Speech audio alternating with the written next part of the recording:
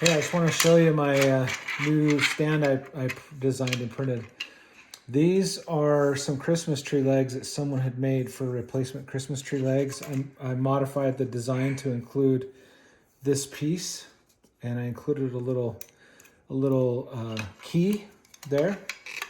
Basically, I put these pieces together